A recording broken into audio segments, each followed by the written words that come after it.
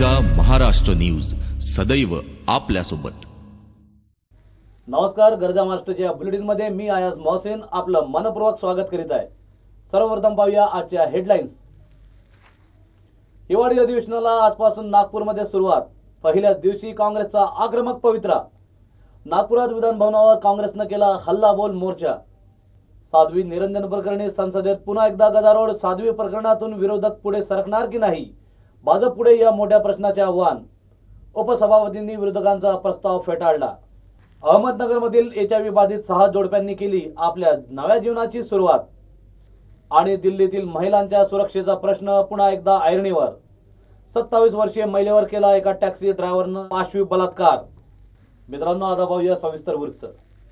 हिवाळी अधिवेशनाला आजपासून नागपूरला सुरुवात झाली आहे। देवेंद्र फडणवीस हे विधान भवनावर पोहोचले आहेत आणि मुख्यमंत्र्यांचा संपूर्ण ताफा विधान भवनावर दाखल झाला आहे। काल चहा पाण्याच्या कार्यक्रमाला मुख्यमंत्री उपस्थित राहिले नव्हते, त्यामुळे विरोधक चांगलेच आक्रमक झाले। तशा संतप्त प्रतिक्रिया देखील त्यांनी व्यक्त केल्या। त्यामुळे मुख्यमंत्र्यांना विरोधकांचा सामना करावा लागणार आहे। अनेक प्रश्नांवर विचार करावा लागेल। सोबतच मुंबईच्या विकासाच्या दृष्टीने देवेंद्र फडणवीस यांनी जे वक्तव्य केलं होतं ते पंतप्रधानांसोबत एक विशेष समिती स्थापन केल्याने एक नवा वाद उफाळू शकतो। या सगळ्यांवर मुख्यमंत्र्यांना काँग्रेस आणि राष्ट्रवादी काँग्रेसच्या नेत्यांचा सामना करायचा आहे। दरम्यान सर्व पक्षांचे नेते एक एक करून विधान भवनावर दाखल झाले, तर एकीकडे काँग्रेसचे आमदार आले आहेत। त्यांनी हल्लाबोल मोर्चा केलेला आहे, मात्र कार्यकर्ते कमी असल्यामुळे हा त्यांचा फोल ठरलेला आहे। साध्वी निरंजन प्रकरणी संसदेत पुन्हा एकदा गदारोळ झालाय। साध्वी प्रकरणातून विरोधक पुढे सरकणार की नाही हा मोठा प्रश्न आता भाजप समोर आहे। कारण राज्यसभेत तृणमूलच्या खासदारांनी गोंधळ घातलाय। तसेच काँग्रेसकडून परवानगीशिवाय निंदा प्रस्ताव सादर करण्यात आला, त्यावर उपसभापतींनी विरोधकांचा प्रस्ताव फेटाळलाय। तर पाहूयात यावर आनंद शर्मा काय म्हणाले ते।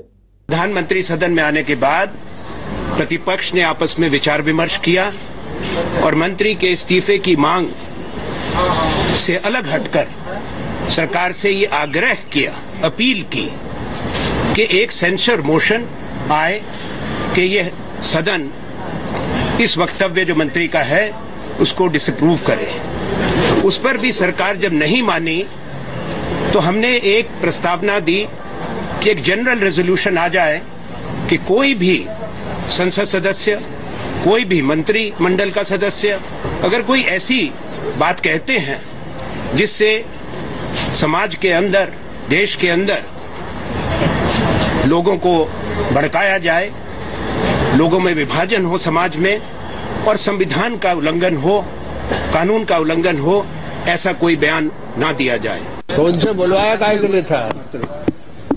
यानी उनको इस तरह की जो बातें जो बोली थी उनने, उनका मकसद क्या है? मकसद यही था कि चुनाव में, वो तो हर चुनाव में इसी तरह करते हैं। हिंदूंचा धार्मिक ग्रंथ असलेला भगवद्गीता हा राष्ट्रीय ग्रंथ झाला असून केवळ औपचारिक घोषणा राहिली असल्याचं विधान परराष्ट्र मंत्री सुषमा स्वराज यांनी केलं आहे। रविवारी दिल्ली येथे झालेल्या गीता प्रेरणा महोत्सवामध्ये सुषमा स्वराज बोलत होत्या। लोकशाहीमध्ये संविधान हा सर्वात मोठा पवित्र ग्रंथ असल्याचं प्रत्युत्तर तृणमूल काँग्रेसने दिलंय। परराष्ट्र मंत्रालयात अनेक आव्हानांना केवळ भगवद्गीतेतील प्रेरणेमुळेच आपण तोंड देऊ शकतो, असंही स्वराज म्हणाल्या। तर स्वराज यांच्या या विधानाला शिवसेनेने पाठिंबा दर्शवलाय। संसद में खड़े होकर कहा था कि श्रीमद् भगवद गीता को राष्ट्रीय ग्रंथ घोषित किया जाना चाहिए। अभी उसकी औपचारिक घोषणा तो सरकार आने के बाद नहीं हुई, लेकिन स्वामी जी महाराज मुझे बताते हुए खुशी है कि अमेरिका के राष्ट्रपति बराक ओबामा के हाथ में प्रधानमंत्री ने अपनी ओर से श्रीमद् भगवद गीता भेज करके इसको राष्ट्रीय ग्रंथ जैसा सम्मान तो पहले ही दे दिया। एक औपचारिक घोषणा बाकी है, लेकिन सम्मान पहले ही मिल गया। गीता यह केवल राष्ट्रीय ग्रंथ नहीं, यह अंतर्राष्ट्रीय ग्रंथ बनने के काबिल है। आज सारी दुनिया गीता का अनुकरण कर रही है। पाश्चिमात्य राष्ट्र भी गीता का अनुकरण कर रहे, उसे वंदनीय मान रहे। तो ऐसे में गीता को राष्ट्रीय ग्रंथ करना ये कोई गलत बात है, ऐसे मुझे नहीं लगता। मैं सुषमा स्वराज यांनी गीतेसंदर्भात केलेल्या वक्तव्यावर शिवसेनेने पाठिंबा जाहीर केलाय, तर विरोधकांनी सुषमा स्वराज यांच्या वक्तव्याचा चांगला समाचार घेतलाय। पाहुयात विरोधकांचं काय म्हणणं आहे। देखिए, हर धर्म के ग्रंथ जो भी होंगे वो अपने अपने धर्म को जो पालन कर रहे हैं उनके लिए वो तो ग्रंथ अब अपने हिसाब से उसकी हैसियत तो है ही, लेकिन देश के लिए एक धर्मनिरपेक्ष जनतंत्र का गणतंत्र जो भारत है, हमारे संविधान के लिए एक ही ग्रंथ है, एक ही किताब है जिसके आधार पर हम चलते हैं, वो है हमारा संविधान। तो वो है हमारा देश का ग्रंथ। हमारे देश में केवल एक ही धर्म को मानने वाले लोग नहीं रहते हैं, विभिन्न धर्मों को मानने वाले लोग रहते हैं। तो इस किस्म का बयान देकर तो जो बाकी धर्म को मानने वाले लोग हैं, फिर तो वो लोग भी आवाज उठाएंगे कि उनका जो ग्रंथ है वो भी राष्ट्रीय घोषित होना चाहिए। मैं समझती हूँ कि इस किस्म का बयान उनको नहीं देना चाहिए था, तो ये उचित नहीं है। आता एक छान बातमी, एक सुंदर बातमी। आपण HIV बाधित असल्याचे दुःख बाजूला सारून अहमदनगर येथील 6 जोडप्यांनी जीवनाच्या नवीन प्रवासाला नव्या उमेदीने प्रारंभ केलाय। स्नेहालय सामाजिक संस्थेनं यासाठी पुढाकार घेत कन्यादानाचे पवित्र कार्य पार पडले। स्नेहालयाच्या पुनर्वसन संकुलात हा सामुदायिक विवाह सोहळा रविवारी पार पडला। स्नेहालय सांभाळ करत असलेल्या 6 HIV बाधित वधूंना त्यांच्या जीवनाचे साथीदार मिळाले। जागतिक HIV एड्स सप्ताहानिमित्त सहजीवनाची ओढ असणाऱ्या HIV बाधितांसाठी 2 डिसेंबर रोजी स्नेहालय संस्थेच्या स्नेहज्योत प्रकल्पाद्वारे राज्यस्तरीय वधूवर परिचयाचे आयोजन करण्यात आले होते। मेळाव्याला चांगलाच प्रतिसाद मिळाला व 6 जणांचे विवाह या क्षणी जुळले। अनाथ असल्याने 6ही मुली स्नेहालयात लहानाच्या मोठ्या झाल्या। आता त्यांना जीवनाच्या नव्या प्रवासाला सुरुवात करताना स्नेहालयाने त्यांच्या आईवडिलांची जबाबदारी पार पडली आहे। एड्सग्रस्त माणूस सुद्धा पूर्ण आयुष्य आनंदाने जगू शकतो अशी भावना वधूवरांनी व्यक्त केली आहे। संपूर्ण देशभर 1 डिसेंबर पासून जागतिक एड्स सप्ताह साजरा केला जातो। याच सप्ताहाच्या निमित्तानं आज स्नेहालय पुनर्वसन प्रकल्पामध्ये सामुदायिक विवाह सोहळ्याचं आयोजन करण्यात आलेलं आहे। या सोहळ्यामध्ये जवळपास 7 जोडपी आज विवाहबंधनामध्ये विवाहबद्ध होत आहेत। ही सगळी जोडपे हे HIV संसर्गित असून त्यांच्या आयुष्यामध्ये या सप्ताहानिमित्त एक आनंद फुलवण्याचा प्रयत्न स्नेहालयचा या ठिकाणी होत आहे। माझं नाव माधुरी रवींद्र मुंडलिक, मी स्नेहालय संस्थेचीच मुलगी। आज माझं लग्न ठरलंय, मला खूप आनंद वाटतोय आणि वधूवर मेळावा झाल्यानंतर आज HIV ग्रस्त असून देखील मी आज लग्न करू शकते आणि नाही का इथून पुढं माझा संसारही सुखाचा असेल। या संस्थेने माझं जे काही ठरवलंय आणि व्यवस्थित केलंय, मला खूप याच्याबद्दल आनंद वाटत आहे। समाजासाठी एकच सांगणं आहे की त्यांनी असा मतभेदभाव नाही केला पाहिजे की पॉझिटिव्ह किंवा निगेटिव्ह असं नाही। आपले आजाराने काही हे नाही होत, म्हणजे दुसरे काही परिणाम जे रेग्युलर माणूस जगते साधारणपणे तसंच आम्ही जगतोय, त्यामुळे काय आम्हाला दुःखही नाही आहे। जसं नॉर्मल माणूस जगतोय तसंच आम्ही जगतोय, त्यामुळे काही आम्हाला दुःखही नाही आहे आणि काही मनालाही वाटत नाही। FRP नुसार ज्या साखर कारखान्यांनी शेतकऱ्यांना ऊस दर दिला नाही त्या कारखान्यांच्या अध्यक्ष व संचालकांवर गुन्हे दाखल करण्यासह महानंदा व शिखर बँकेच्या व्यवहाराची चौकशी करण्यात यावी अशी मागणी करत 27 डिसेंबरला जिल्हाधिकारी कार्यालयावर हातात ऊस व दुधाची केटली घेऊन हजारो शेतकऱ्यांसह मोर्चा काढणार असल्याची माहिती स्वाभिमानी शेतकरी संघटनेचे नेते सदाभाऊ खोत यांनी दिली आहे। राज्यातील 157 साखर कारखान्यांनी ऊस उत्पादक शेतकऱ्यांना FRP नुसार ऊस दर दिलेला नाही। वास्तविक शेतकऱ्यांनी कारखान्यांना ऊस घातल्यानंतर 14 दिवसांच्या आत ही रक्कम त्यांच्या खात्यावर वर्ग करावी असा नियम असताना सुद्धा या कारखान्यांनी हे पैसे शेतकऱ्यांना दिलेले नाहीत। म्हणून अशा कारखान्यांच्या अध्यक्ष व संचालकांवर गुन्हे दाखल करण्याची मागणी सदाभाऊ खोत यांनी सांगलीत पत्रकार परिषदेत बोलताना केली। त्याचबरोबर साखर कारखानदारीला केंद्राचे पॅकेज मिळण्याची गरज असल्याचे सांगून सध्या ऊस दरा इतकंच दूध दराचाही प्रश्न गंभीर झाला असून त्याचाही विचार करण्याची गरज असल्याचं मत त्यांनी यावेळी व्यक्त केलं। जी मंडळी आता आंदोलनाची भाषा करते त्या मंडळींनी हे पहिलं जाणावं की ज्या यावर्षी सरकारने भूमिका घेतली ही भूमिका तुमच्या काळामध्ये तुम्ही घेतलेली होती का, आणि जर ती भूमिका तुम्ही घेतली नसेल तर शेतकऱ्याचा पुळका आणण्याचा तुम्हाला अधिकार नाही। खरंच तुम्ही शेतकऱ्याच्या हित जर तुम्ही बघताय असं या मंडळींना विशेषतः राष्ट्रवादीच्या जर वाटत असेल तर राज्य शिखर बँक कुणी मोडून खाल्ली, राज्यातले सहकारी साखर कारखाने 15 वर्षामध्ये बंद पाडून त्याचं खाजगीकरण कोणी केलं? राज्यातल्या जिल्हा मध्यवर्ती बँकेचं कर्ज कुणाकडे, शेतकऱ्याकडे जास्त आहे का या तग्यांच्याकडे जास्त आहे? हे एक वेळा यांनी जाहीर करा, सांगावं. जी एका बाजूला सहकार मोडीत काढण्याचं काम यांनीच केलेलं आहे. राज्य सहकारी बँक मोडीत काढली. आज महानंदासारखी चांगली संस्था, तो महानंदा दूधसंघ राज्याचा तो यांनी मोडीत काढला. ती एका बाजूला शेतकऱ्याला यांच्या काळामध्ये देशोधडीला लावण्याचं काम केलेलं आहे. आणि आज केंद्रातलं आणि राज्यातलं सरकार यांचं नसल्यामुळं आज खऱ्या अर्थानं सगळी कारखानदारी ही राष्ट्रवादी आणि काँग्रेसच्या ताब्यात आहे.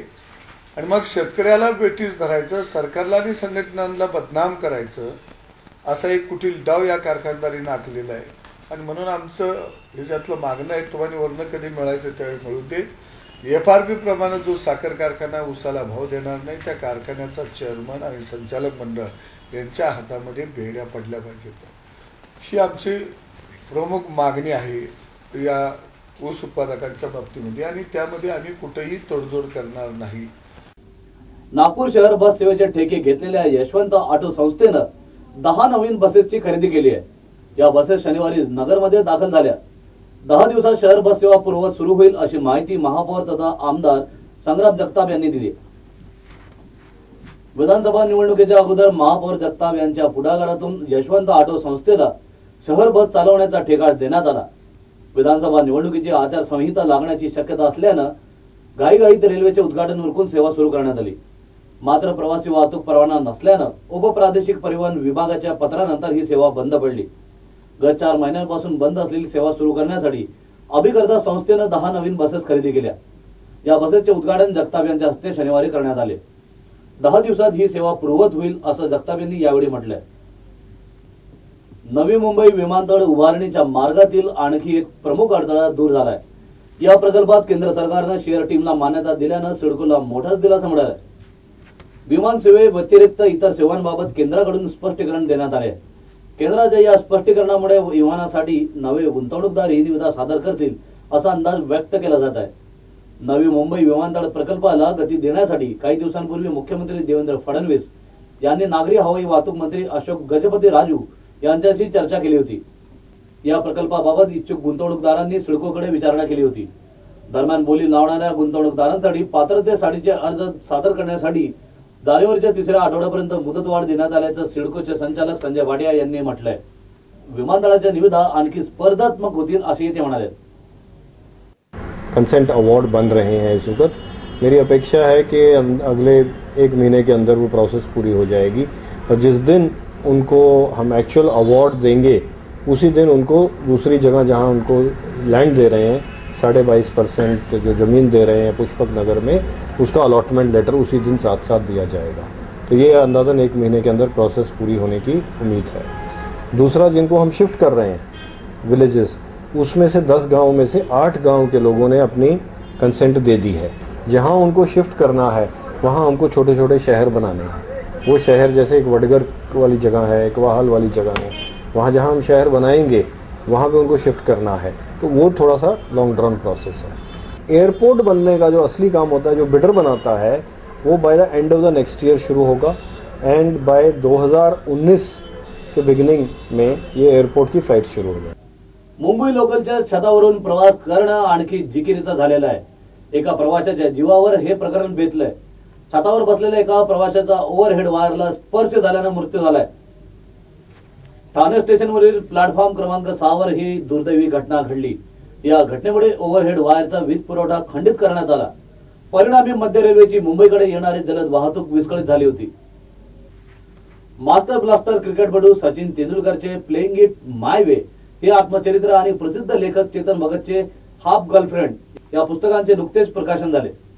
सचिनच्या आत्मचरित्रापेक्षा चेतन भगतच्या हाफ गर्लफ्रेंडला जास्तच प्रतिसाद मिळत असल्याचे दिसून येत आहे.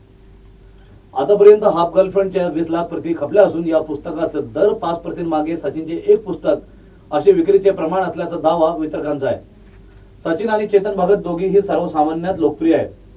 हाफ गर्लफ्रेंडचे मूल्य 176 रुपये मात्र असून सचिनच्या आत्मचरित्राचे मूल्य मात्र 899 रुपये इतके जास्त आहे.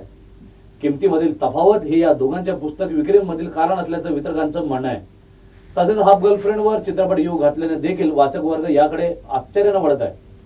आतापर्यंत चेतन भगतच्या 2 states, 3 mistakes of my life, 1 night at call centre या पुस्तकांवर चित्रपट आलेले आहेत. मथुरेमध्ये अटक करण्यात आलेला नवी दिल्ली बलात्कारातील आरोपीचा आणखी एक धक्कादायक प्रकार समोर आलाय. शिवकुमार यादव या नराधमाला यापूर्वीही बलात्काराच्या आरोपाखाली शिक्षा झाली होती. शिवकुमारने 2011 मध्येही एका महिलेवर बलात्कार केला होता. या प्रकरणी त्याला 7 वर्षांची शिक्षा झाली होती. मात्र यानंतरही हा लिंग पिसाटाची खोड काही मोडली नाही आणि त्याचे लिंग विकृतपणे चालूच आहे. दिल्लीतही या पिसाटानं पुन्हा एकदा 27 वर्षीय महिलेवर 5वी बलात्कार केलाय. पीडित महिलेने ॲपद्वारे उबर या कंपनीची टॅक्सी बोलावली. मात्र या टॅक्सीचा ड्रायव्हर असलेल्या शिवकुमारनं या महिलेवर बलात्कार केला. शिवकुमारने टॅक्सी एका अनोळखी ठिकाणी थांबवली आणि त्यानं त्या प्रवासी महिलेवर बलात्कार केला. या प्रकरणी पोलिसांनी यादवला रविवारी मथुरेतून अटक केली. बलात्काराच्या या प्रकरणानंतर दिल्लीतील महिलांच्या सुरक्षेचा प्रश्न मात्र पुन्हा एकदा ऐरणीवर आलाय. प्रसिद्ध पुष्करच्या घोडे बाजाराच्या देशातील दुसऱ्या क्रमांकाचा घोडे बाजार म्हणजे सारंगखेड्याचा घोडे बाजार होय. हा बाजार घोड्यांच्या खरेदी विक्रीसाठी प्रसिद्ध आहे आणि या घोडे बाजाराला आता सुरुवात झालेली आहे. पहिल्याच दिवशी या घोडे बाजारात तब्बल 200 कोटी रुपयांची उलाढाल झाली आहे. अश्व शौकीनांसाठी सारंगखेडा येथे दरवर्षी घोडे बाजार भरवण्यात येत असतो. यावर्षी देखील घोडे बाजार भरवण्यात आलेला आहे आणि हा बाजार का प्रसिद्ध आहे ते हे बादल घोडा पाहिल्यावर समजून येतं. मध्य प्रदेश व्यापारी राजा पटेल यांचा हा बादल घोडा आहे. त्यांना सारंगखेडा येथे विकण्यासाठी आणलेल्या या घोड्याची किंमत 2 नाही तर तब्बल 21 लाख रुपये आहे. अस्सल मारवाडी हा घोडा असून याचा पूर्ण रंग पांढरा आहे. आदर्श घोड्यात असणारी सर्व गुणविशेष बादलचे अंगी आहेत. हा चालण्यात तरबेज असून एखाद्या तालावर नाचण्यात बादलचा काही नेम नाही. मित्रांनो, तुर्तास इथेच थांबूया. मात्र आपण पाहत राहा गरजा महाराष्ट्र न्यूज, सदैव आपल्या सोबत, सदैव आपल्या पाठीशी.